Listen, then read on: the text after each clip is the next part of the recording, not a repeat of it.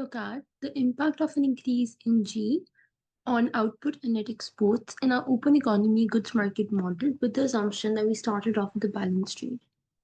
So initial equilibrium,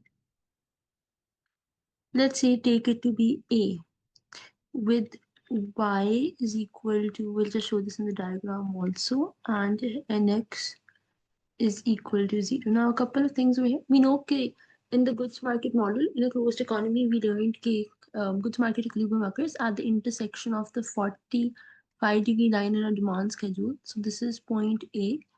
Sorry, let me just make it a little closer to it. So this is point A and this is YA.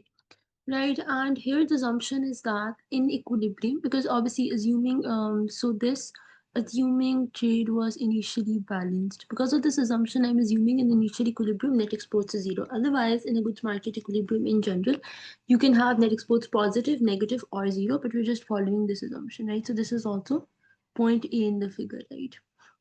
So this is point A, and this represents YA, and over here net exports are equal to 0 by assumption. So this is only an assumption because in goods market equilibrium, we know you can have either net export 0, positive, and negative in general, right? So now what happens is G increases, right? When G increases, we know what that causes is that causes a demand schedule to shift upwards. Demand schedule shift upwards because G is one of the components here, right? Demand schedule shifts upwards, right? I mean, it will be a parallel shift. A shift upwards, parallel shift. So it's going to be a parallel shift. Let's just show that shift here. So let me just a second.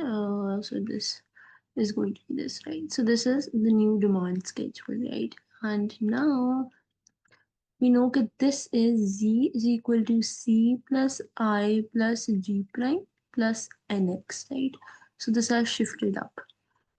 And we know the new equilibrium is going to be at the intersection of the 45-degree line and the new demand schedule. Let's say this is A, right? So what we're saying is the new equilibrium is going to be A prime, right? And we know this new equilibrium occurs at intersection.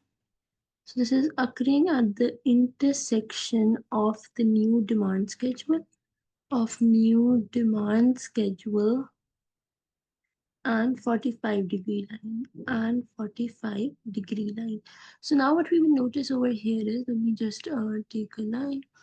Okay, at this new equilibrium, if I were to look at it at this new equilibrium, let's look at what net exports are, right? Like, so now we can see over here, at this new equilibrium, goods market equilibrium output is YA prime, which has gone up. And on the net export schedule, now you're at this point A prime, right? At this level of output, YA prime, right? Okay, we know we started off at point A, where output which is YA. The demand schedule shifted up, we know output increased with the multiplier effect and all, right? So now you're at this point. So now the new equilibrium is at A prime, where output is at Y prime, and now so you're at this point on the net export schedule now, where if you notice, you will see net exports are now less than 0. So net exports are less than 0, so we have this amount of trade deficit here, right? We started off with balanced trade by assumption, and we ended up with a trade deficit. Right, so this is the movement in output from here. So new equilibrium is at A prime with Y prime A, with Y is equal to YA prime, which is greater than YA. So Y has increased, and net exports less than 0. Net exports have decreased. We have ended up with a trade deficit. Right, so we have ended up with a trade deficit. So two things have happened. Y has increased and net exports have gone down. Now, why have net exports gone down? If we just want to look at economic intuition behind it, why? Because we know Y increased, so we know as a result of this, imports increased and exports remain unchanged, and exports did not change, imports increased. Why did imports increase?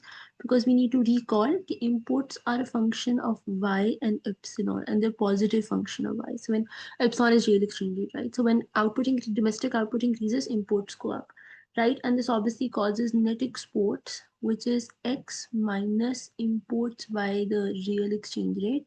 So this goes down, this goes up, this goes down, right? So net exports went down.